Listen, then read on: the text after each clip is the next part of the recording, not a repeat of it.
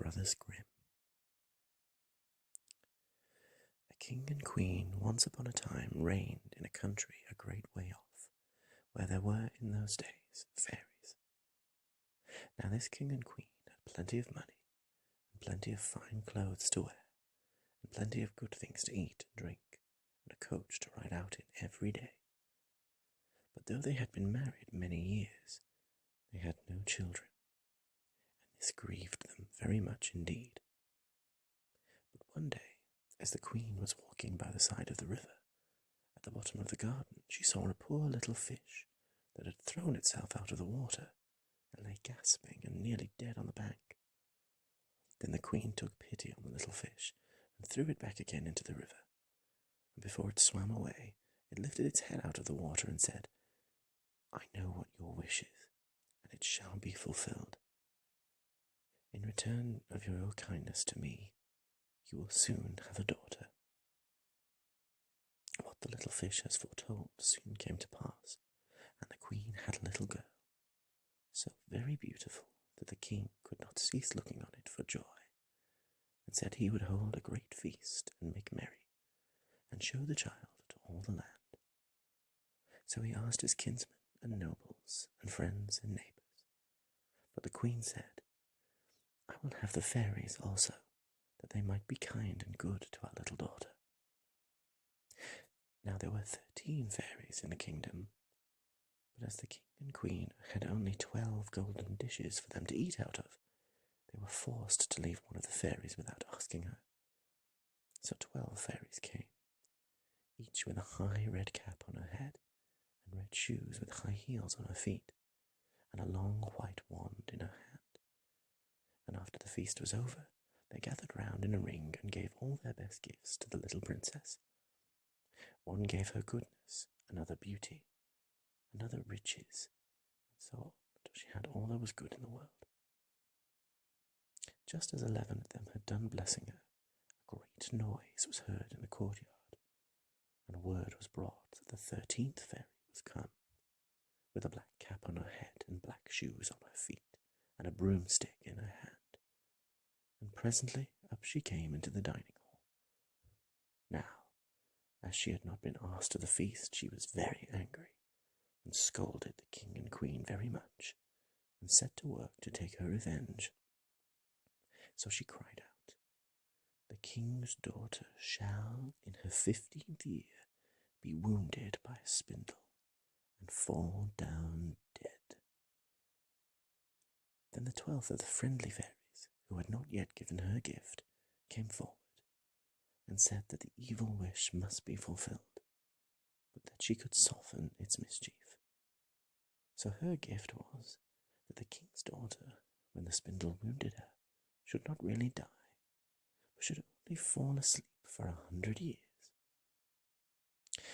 However, the king hoped still to save his dear child altogether from the threatened evil, so he ordered that all the spindles in the kingdom should be bought up and burnt.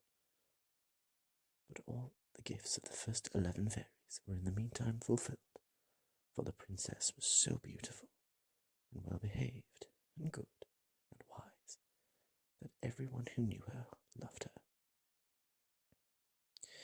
It happened that, on the very day she was 15 years old, the king and queen were not at home, and she was left alone in the palace.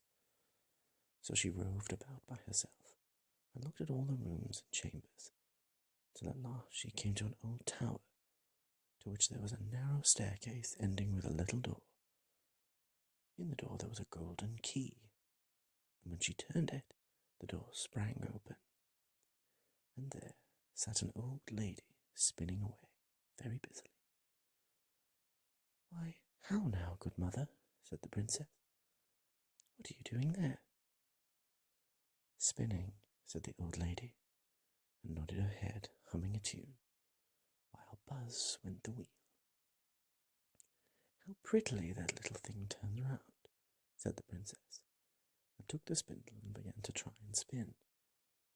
But scarcely had she touched it before the fairy's prophecy was fulfilled.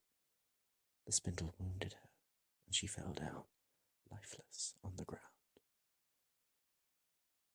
However, she was not dead, but had only fallen into a deep sleep.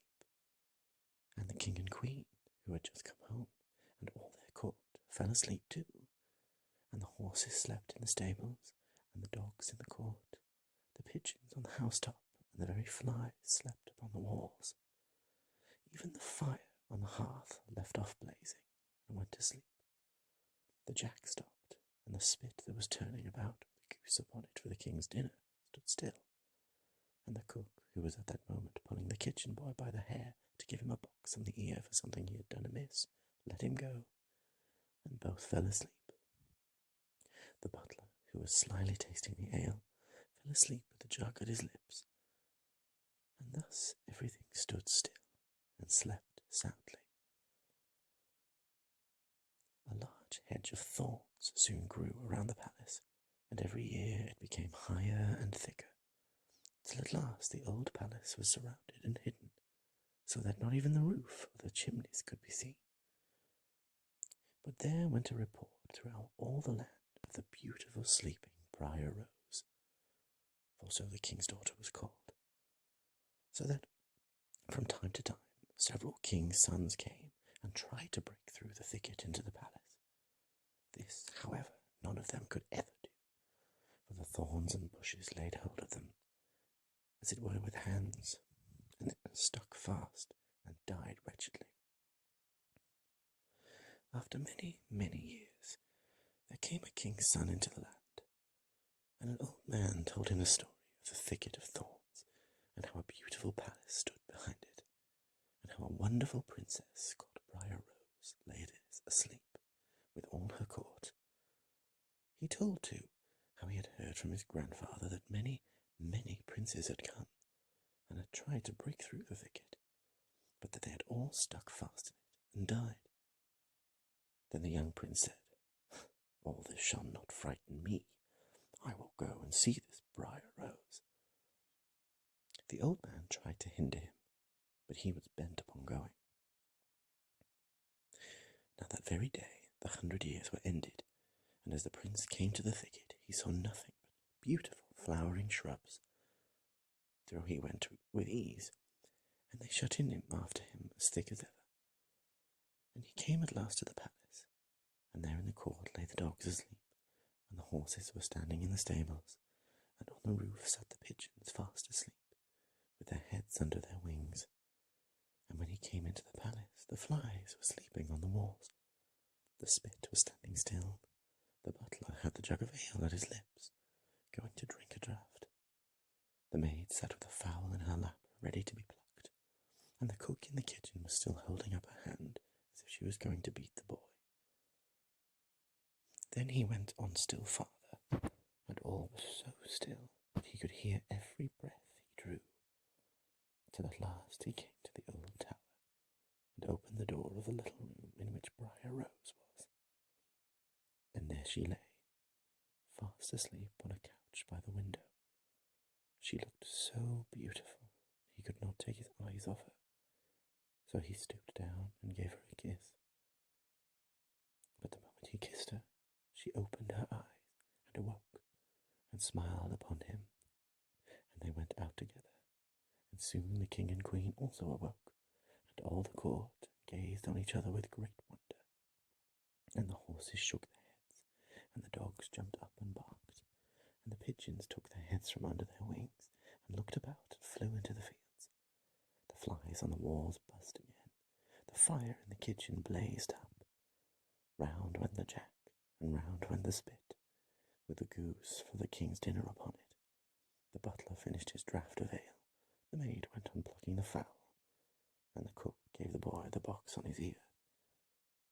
And then the prince and Briar Rose were married, and then the wedding feast was given, and they lived happily together all their lives long.